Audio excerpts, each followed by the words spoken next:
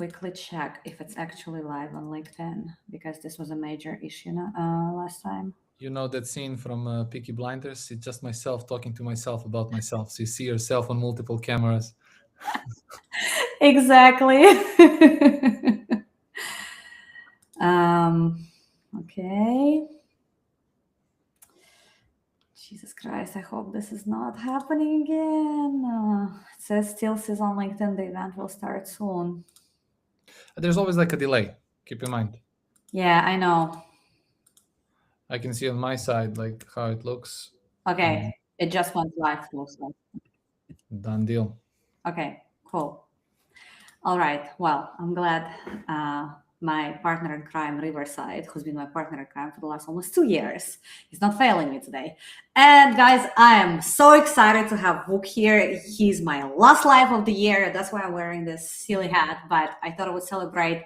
Vuk and I go way back because I had him as a guest on the podcast. I think in the very beginning of this year, the episode aired a little bit later, but so excited to have him here. He's gonna give you all the secrets of HeyReach. No, I'm joking. He's gonna give you some secrets. But anyways, Vuk, please welcome. I don't think you need any extra introduction.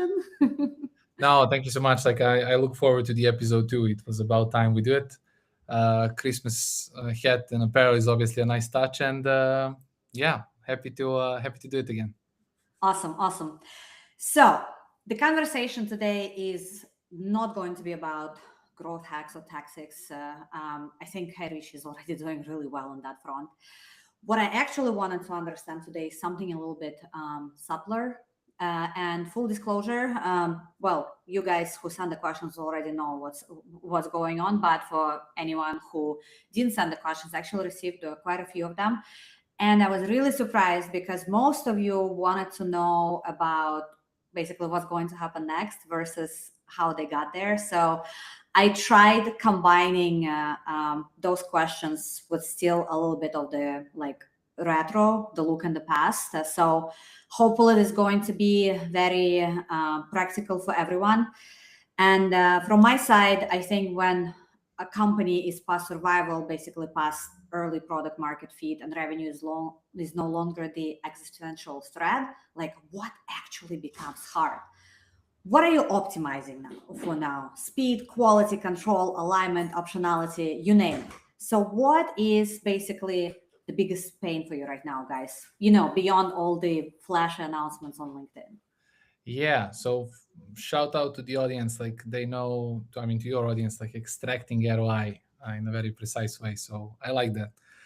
No, I mean, like I think the challenge is it's like a fluffy answer, but it's double the challenges on every single front. Like so, for example, existing channels. What didn't work? How do you make it better? If it's not better, how do you make it faster? How do you unlock some things that weren't a priority in the previous phase and they are right now? Do you hire? Do you do like a hybrid variation? Who do you bring, etc., etc.? Then with that in mind comes like the culture from 0 to 10, which, okay, I'm definitely biased, but I loved it. Now that culture has to survive and thrive in 10 to 20, but more people hiring, more responsibilities, tasks. Like how do you keep that stuff? Like how do you keep your current employees not only happy but feel like, okay, the next thing I'm doing, like matching the company growth and personal growth together. And so it's like they're all thriving career wise, not just HeyReach numbers wise. And the people who come in, like making sure they are top operators but they fit the culture. It's like a very specific challenge. And then the complexity of multi-department collaboration. Now bigger tasks, bigger challenges, bigger projects, more expensive projects, etc., keeping the communication going with everything that's going on, handling twice the responsibilities, not just operational but managerial. Like it's all like you need to scale everything really, and that's the challenge, honestly. How big is the team today? It's if you consider full timers, I would say between 30, 35, maybe 36, 7. Like I don't know, like the exact number. Yeah, but you're in the 30s, basically. Yeah, exactly. But if you consider part timers, hybrids, like that work on a specific project. There's like an army of those. Did you go through basically like a jump in the number, or was it more gradual, just like one more person every 3 months or something like this? Or was it more like, okay, well, now we really need more people, so you added like 5 more people at the same time? I try to be proactive with this, like speaking from marketing angle, and my team, like I try to look at, I don't want to hit the capacity. I want to foresee hitting the capacity and then start hiring sooner. So, for example, the army of freelancers and the army of different collaborators kind of modified a little bit our hiring in a way. So, for example, let's say you're working with a freelance copywriter or a freelance GTM engineer that may or may not have their own agency aspirations, but if they do not, you have worked with this person, and potentially if you see that, oh, in 3 months there are 3 new content projects or 3 new GTM projects, I have the right person to kind of fit in. And so you're kind of putting yourself in a position to have all the information proactively. And so, oh, okay, I know what the next step is here, and so let me proactively start searching for somebody. So I don't have this like you have to do some sort of like a routine or a checklist I have to follow. I just go with the flow, but in a very organized fashion, and try to look at the things like, okay, to give you like an example from the past is, okay, word of mouth of HeyReach. What was the first step? What's the second step? What's the third, fourth, fifth, sixth? It's not going to go exactly according the way I imagined it, but on the macro level, it's going to look pretty much alike. So I knew that a little bit before summer, we're going to invest in the ecosystem and creator program. The timing was right and everything. And so we started looking for the right person, before this became a thing, operation. Right. So that's how I do it. Okay. Question from one of my also LinkedIn friends, Jason. He really wants to know, at this stage of the company, what does winning actually mean to you? Not in theory, but personally. Like, what are you trying to protect or achieve now that the survival is no longer the main concern? Because like at this point, even I could mirror this from the people that I'm working with. At that point, it's like no longer about revenue, but what is it really about? I mean, it is always about revenue, right? But what I'm trying to say is that you're no longer at the point where like, okay, if we don't like get to the next stage of revenue, we'll have to like let go half the staff or something like this. So what is it about today? I mean, for me, it's always about, I mean, it's not like choosing one and comparing one against the other. It's like a mix of things, kind of like, you're going to the gym, but it doesn't really matter if you're eating crap. I think you need like a system. And it's the same way I look at it right here. Like I try always to balance these forces and not choose, do I go, Obi-Wan or Darth Vader? I'll take the best out of both, right? And so for me, revenue is an important metric. And with revenue, there are a few things that for me personally matter. Profitability. Are we burning someone else's cash, or are we able to create profit and reinvest and grow from it? But it's not the right or wrong way. It's the way that I prefer. And luckily, the company is the same. So for us, like revenue, profitability, growth month over month, how are different channels impacting that growth, etc. So this is like business stuff. Then on personally speaking, it's even maybe emotionally I'm more attached to it, is the user win rate. Okay. Like, are users winning with the tool? Like, I would be extremely unhappy if we have, we hit our 20 million goal, which is the next goal, but users, more than whatever X percentage of users, are not winning with it. Or there's more users who were unsuccessful with LinkedIn outreach than they were before. So this matters a lot. And so are they winning? How are they winning? Are they winning in the, I say like right way, but winning the way that outreach should be done in the first place, creating like win-win scenarios, right? Is that where HeyReach Wrapped came from? In a way, yeah. I always wanted to do like a wrap thing, even in but that was a nice touch about like everyone's response rate and whatnot.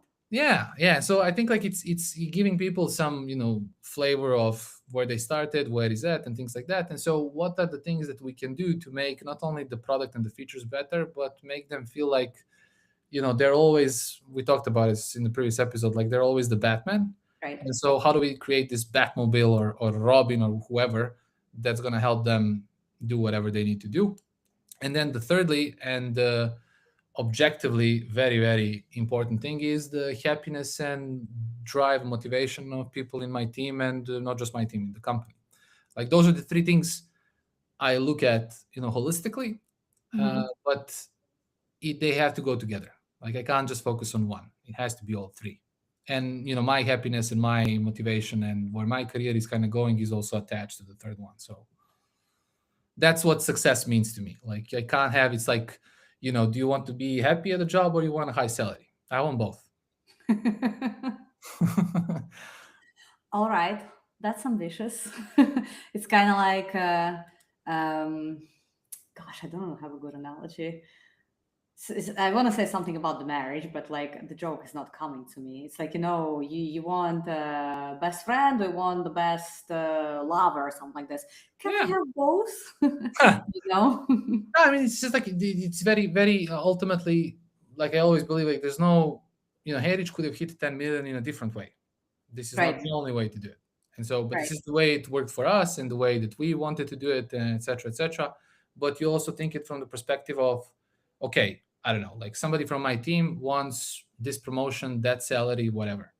And so instead of, I mean, obviously, like I'll gladly like compensate them for the work they've done and do it practically. But let's say they come to me, I want to sell. There are two ways in my mind you can do it. Like you can ask, like, okay, I performed well, I want an increase, or you can come proactively and say, okay, this year we're planning to go from here to here. If I want to have this title, this project, this salary, whatever, what do I need to do? And so even before you get to the end of the year, you kind of do it proactively, and you kind of, okay, let me take the revenue goal, the user win rate goal, match them all. And if I accomplish, like, impact this in one way, I unlock things for me. And so all the three components are growing. And so you have a healthy thing.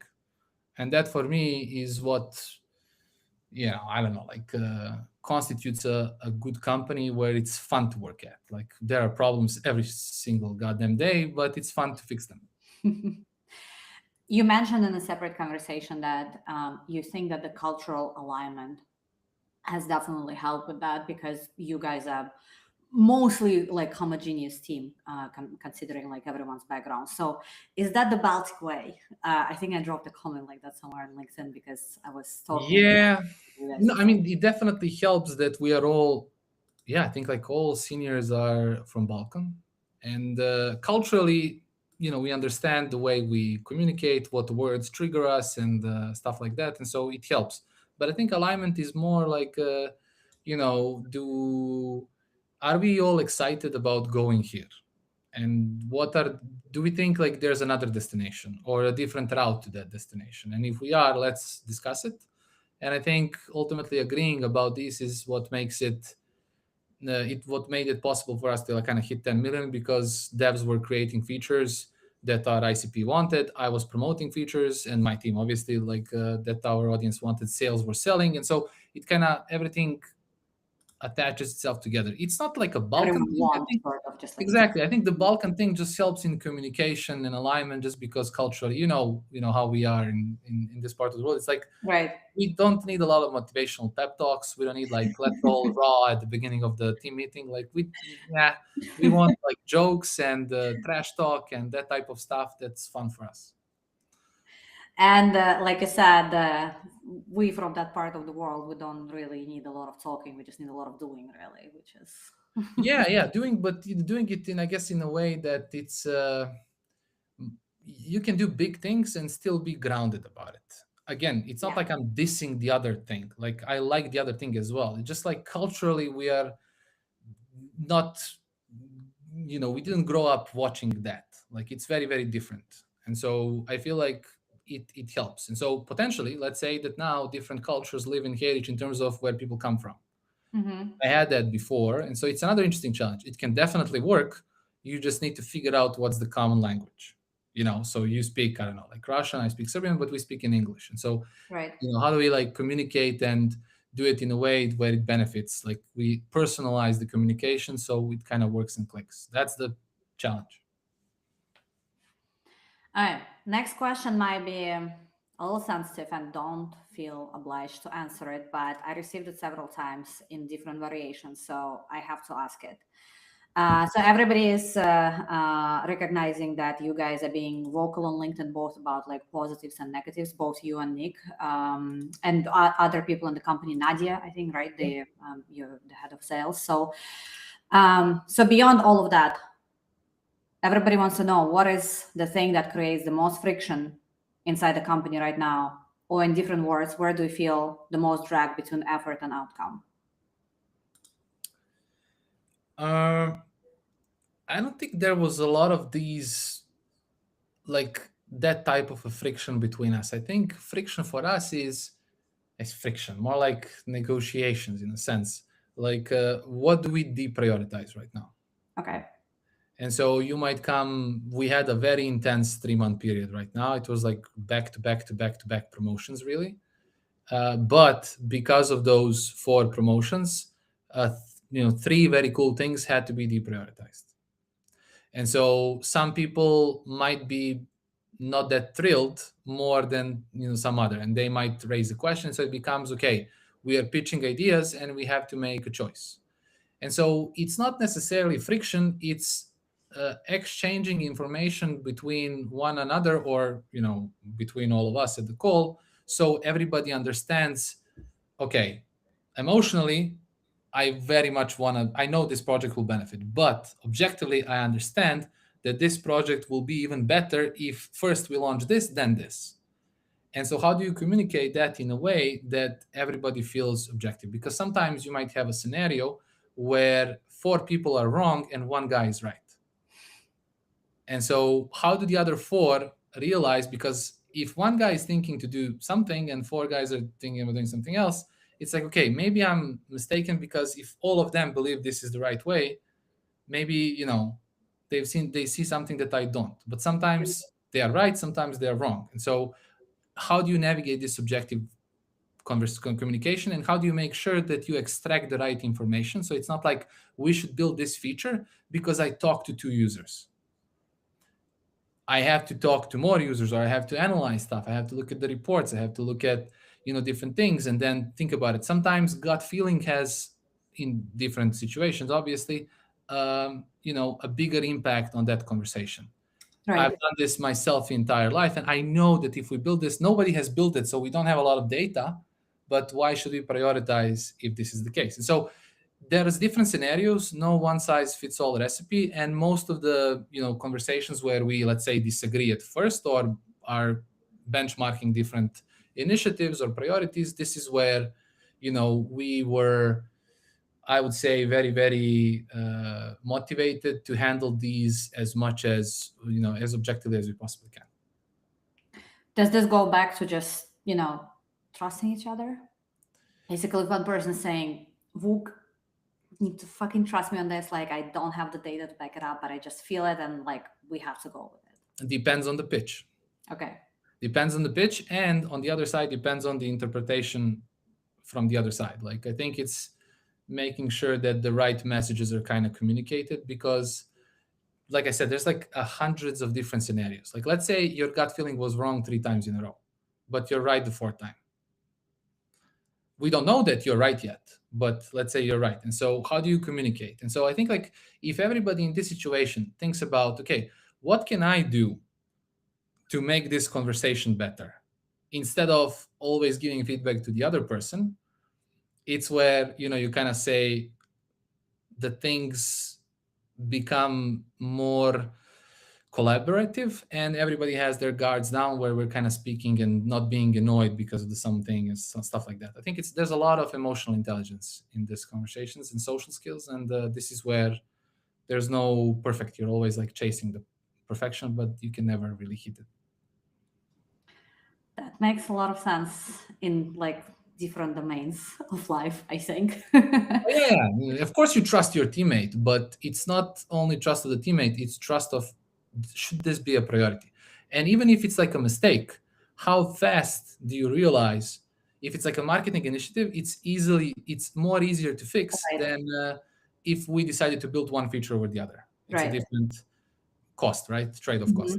So, like, it's really hell of a challenge.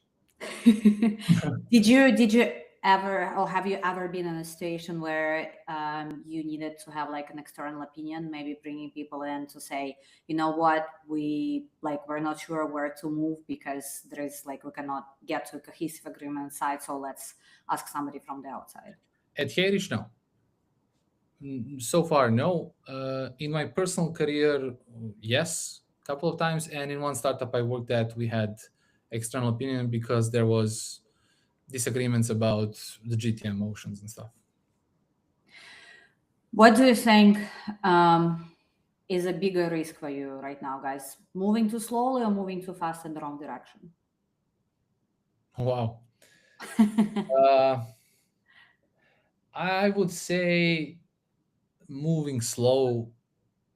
Fears, like there's more fear, at least for me personally, about moving slow, just because you're reactive and reacting to things rather than doing things and let other people react. I would much rather we make a feature that's not successful, but realizing that fast. That's enough, So yeah. fail fast mentality rather than being slow and being somebody that just, oh, let other test it, and if it works, we'll just follow up. Like I prefer to have, shoot the shot, and if it goes in, goes in. If it doesn't, I'll shoot the shot at the same speed next time I get the ball. The 20 million ARR, is that a goal that is like justified by something, or is it more like, okay, we're at 10 mil, so next milestone is 20 mil? It's like a target based on what we want to do with the product, what do we see as key initiatives next year, stuff like that. It could be 19, it could be 24. So it's not like a perfect way to calibrate it, and forecast it. But 20 million is going to be like a bigger growth pace than it was this year, and it's a good challenge considering what we have, in plans and everything. But let's say that we hit, 20 million June, then we were maybe a little bit more pessimistic. We'll just adapt. But it's not like we just choose to double. It's more connecting the KPI with what we're going to do. And so what we're going to do gives you the confidence that this number is challenging but realistic. I feel like you already answered this question. What kind of decisions feel hardest right now, choosing what to do, choosing what not to do? I think you just answered that, unless you want to add something to it. Yeah, it's a package deal, really. I think sometimes you get to what you want to do, but by knowing what you don't want to do first. And I think that's a so very good way of putting it, yeah. it really depends on the complexity of a decision, complexity of pros and cons, the risks involved, and things like that. So it's like, again, not one size fits all, but yeah, both are kind of like a package deal. Makes sense. All right, walk back to the memory lane. So I think at this point, the word alignment has been mentioned quite a few times on this live and previously. But in practice, where does alignment tend to break first as you scale? So this is people wanting you to like basically take a look back at maybe this year and say what were the things that felt like really shaky when the company was growing. Meaning like moments where there wasn't alignment in the past year? Like what caused friction and how you guys basically came out of it.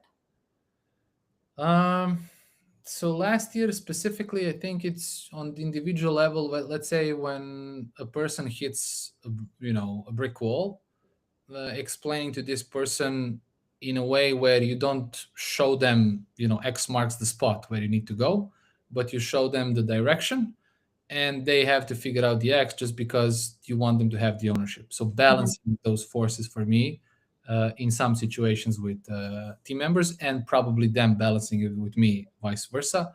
It's the same deal. So this is more like on a peer-to-peer level or team level. Company-wise, it was just like prioritizing.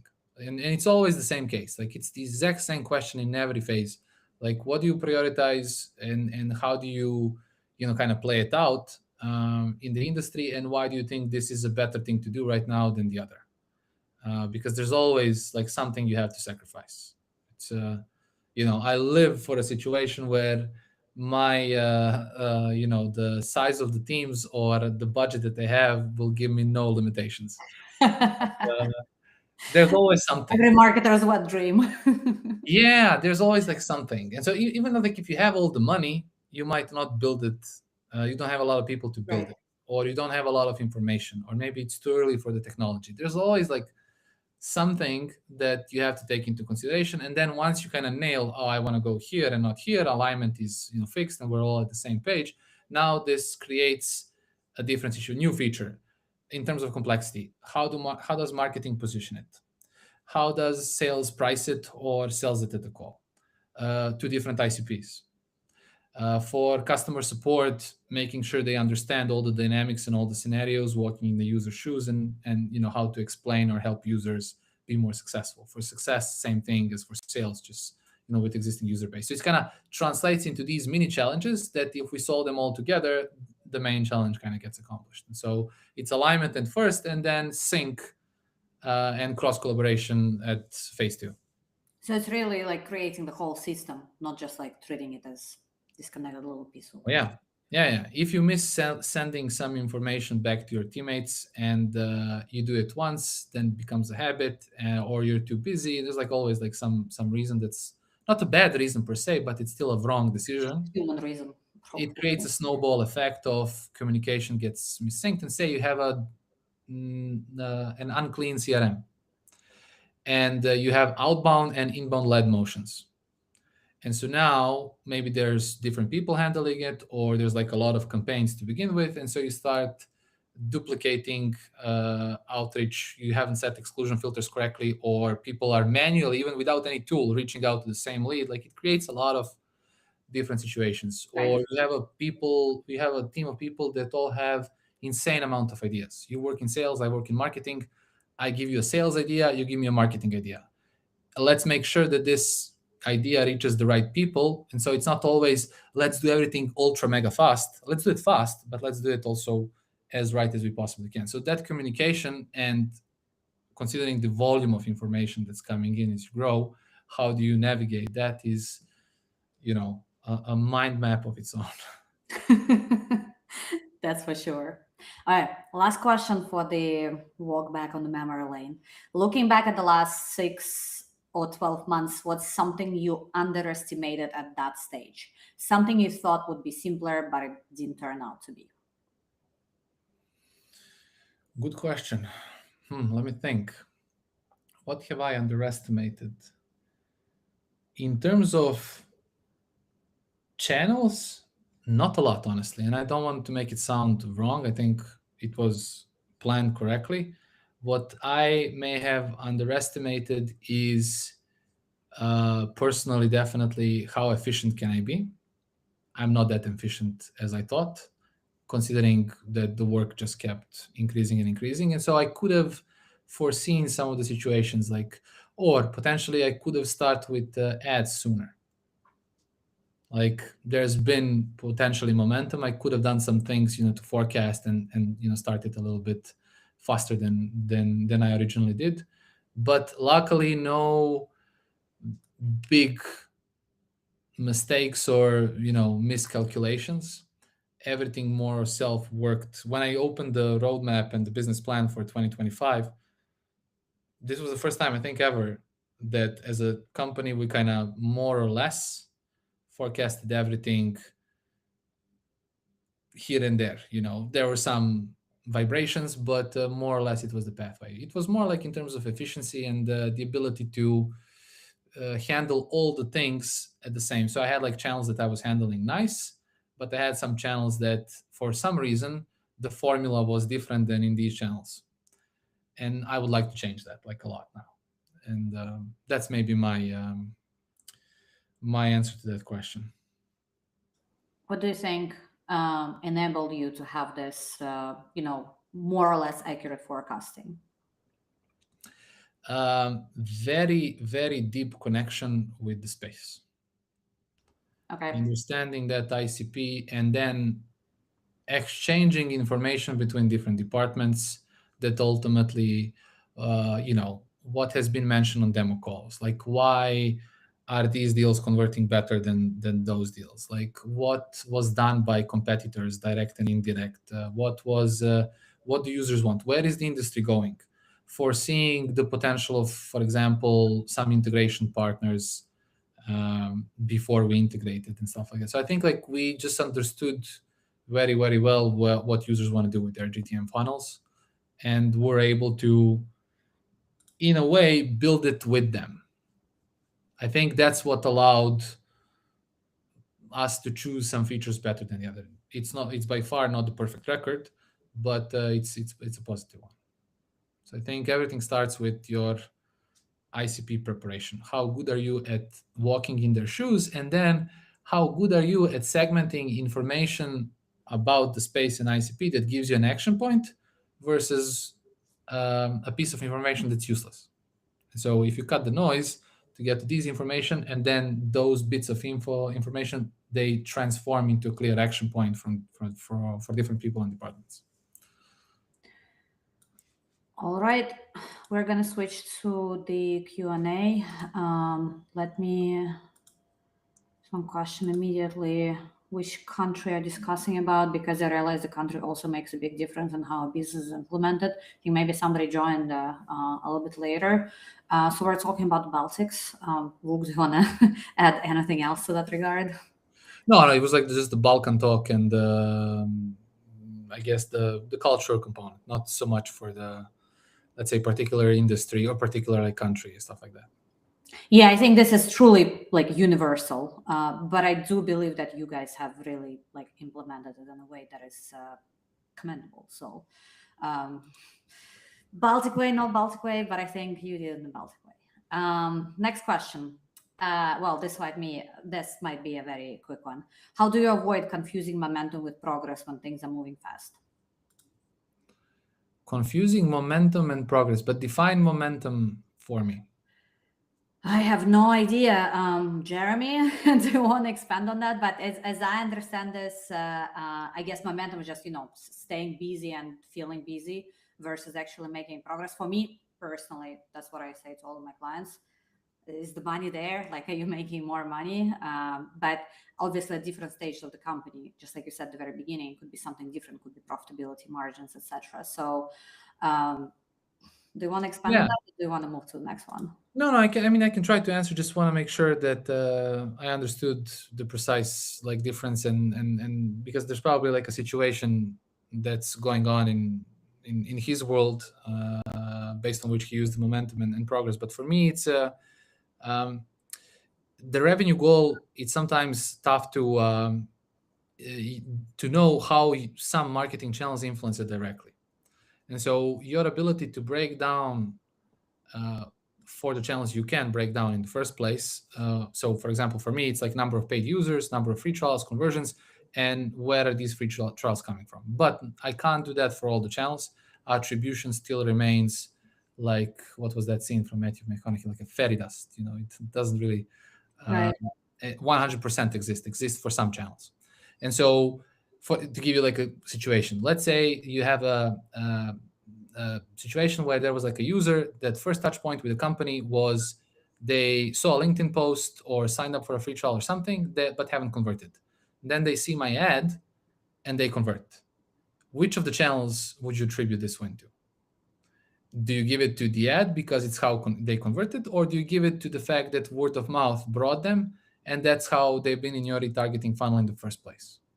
And so I think like momentum is understanding, in my mind at least, understanding the potential and interpreting that data to tell you, okay, like I don't need to choose between word of mouth and ads. All I need is I want to ramp up word of mouth and then retarget everything in it, for example. And later I will add cold advertising, etc. So, and that this gives you progress ultimately. Like evaluating momentum, does it impact the revenue, and in which way? Because you can't really attach everything directly to the revenue. Like, how do I attach copywriters' work to the revenue? Like, it's tough considering that one piece of content serves 5 different purposes. Right.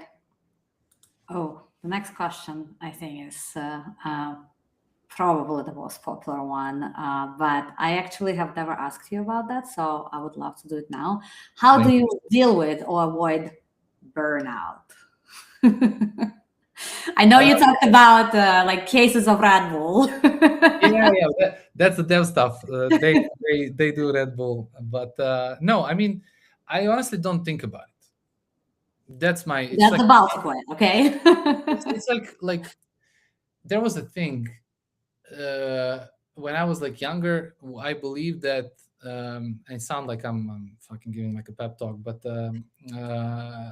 I always believe that if I'm gonna give the biggest proportion of my life to work on a macro level, it needs to be fun. On a micro, it can't be. There's always like boring tasks, something you don't want to do, and everything. And so, if I find something that it's fun, it doesn't have to be the most fun thing. Like I'll never be a plus marketer just because I don't love marketing the most in this world. There are multiple things I like more, and so for me, I'm somewhere below that creme de la creme marketing in the world, and that's fine with me. And so I had this talk with myself, talking to myself about myself again. But what do I want to do and how do I want to do it? Maybe this is just now. Maybe in 10 years it will be different. Like I just keep having this conversation. So I don't believe in that crap like left work-life balance and stuff. Like I think if it's fun for you, you'll always have this imbalance in a way. But the way you kind of measure are you burning out from the management side is like how, for example, in terms, let's say we are running 10 channels. If I own more than 2 channels, my results won't be great because I have too much on my plate and not a lot of resources to do it. So, operationally speaking, the way I manage burnout for me and my team members is who owns what, and is it realistically possible for them to handle all of these with the resources that I can provide them with. And I can't do this channel because the other channel is more important and this person can handle only this to have exceptional results.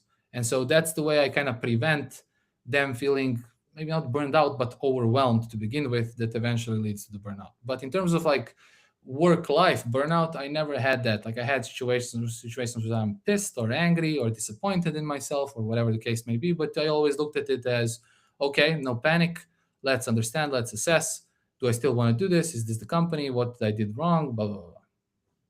That's the way I think about it. But I think the prerequisite of everything is understanding what's fun for you. Yeah, that's what makes you happy. And it's tough to nail that from the first get-go. Sometimes I started in finance, so not marketing.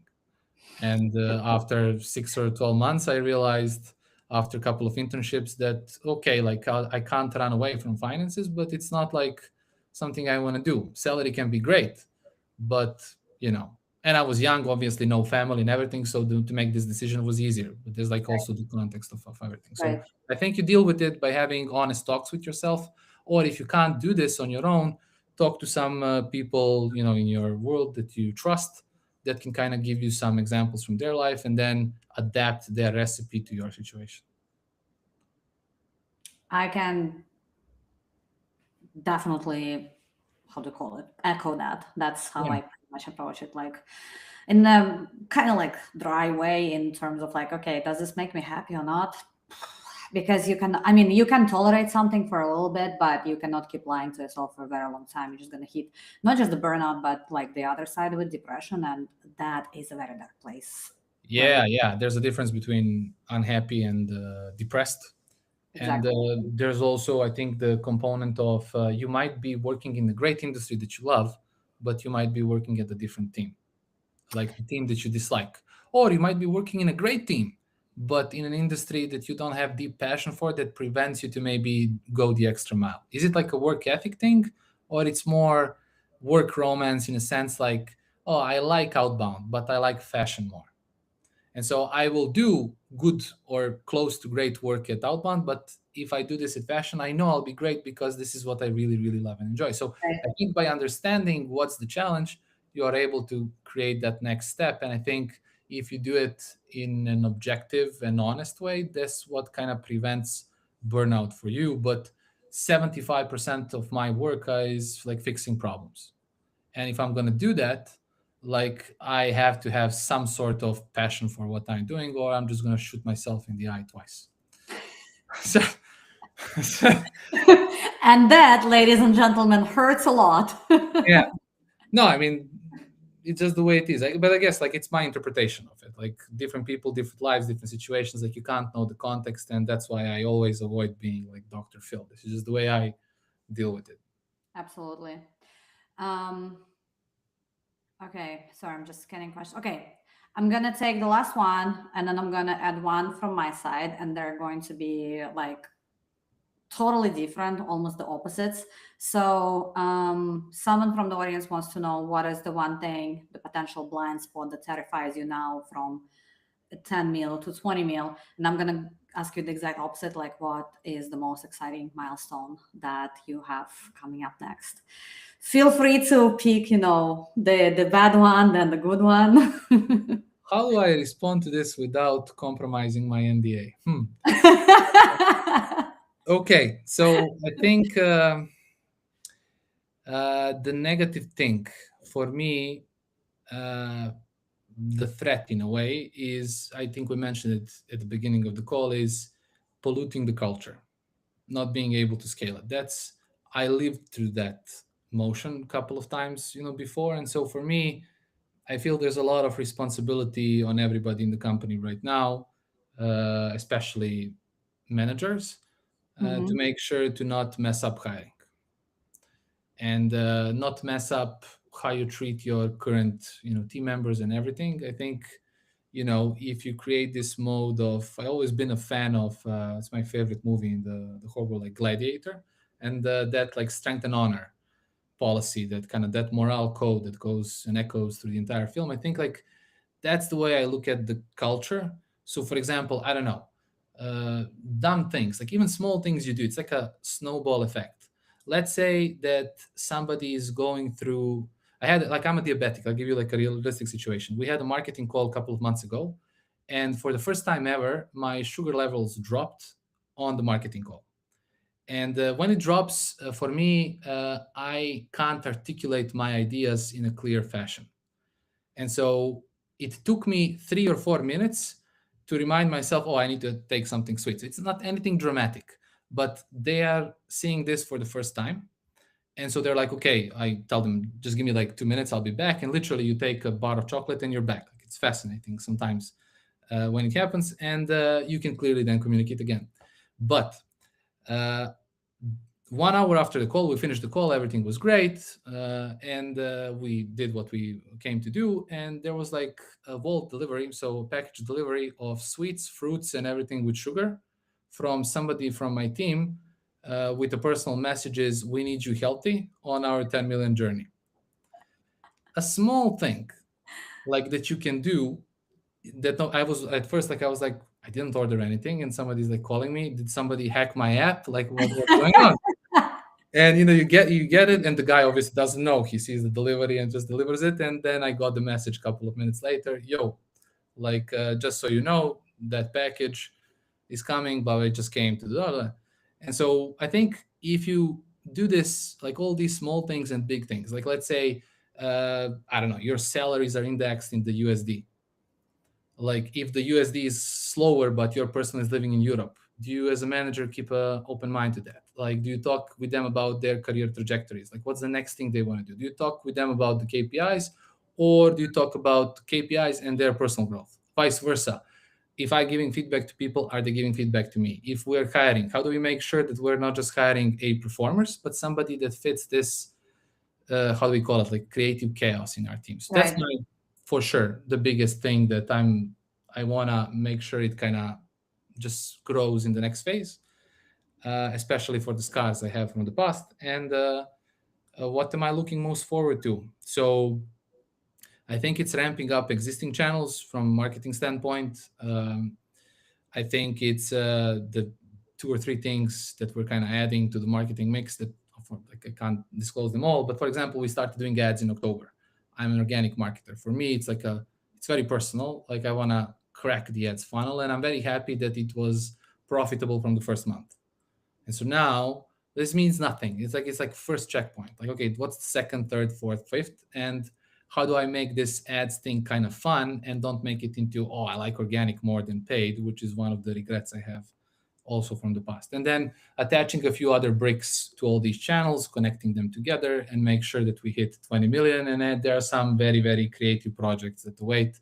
So it's like how do we do this once we figure out the hiring and scaling and everything? How do we then accomplish all this? I know it's like very, very broad and fluffy answer, but it's why it's fun for me. Like I just look forward to see, is this strategy going to make us go to 20? And can we be, I don't know if we're going to be the first LinkedIn outreach tool that hit 20. Not everybody discloses that revenue, but I don't know a tool, a LinkedIn outreach tool that did that. So it sounds cool. Let's see if we can do it.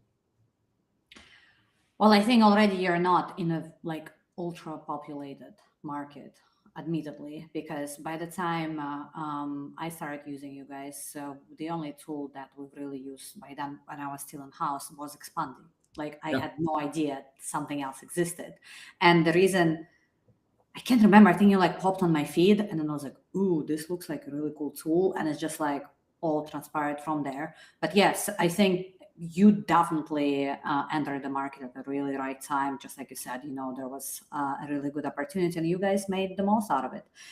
And for me, what I keep hearing from you, and correct me if I'm wrong, because we're ramping up right now. Thank you everyone for the questions. If there is something unanswered, well, I'll answer it in writing. And if there is something like super specific for Vuk, I'll transfer the questions to him. I think what you're doing is you're approaching, working with the team, etc., as an actual relationship and not a transaction, which I think is a mistake that a lot of people make. Like at the end of the day, they start treating it as like very transactional, and you approaching it from just simply a human perspective, which I think is, again, very commendable. I enjoy watching your journey, guys. Enjoy talking with you. And you just, you're one of the people who I met this year who just really like, No, I'm definitely very grateful for the words, and likewise. I mean, it was great that we met, and yeah, I think it's like, again, not going extremes, like tough but fair.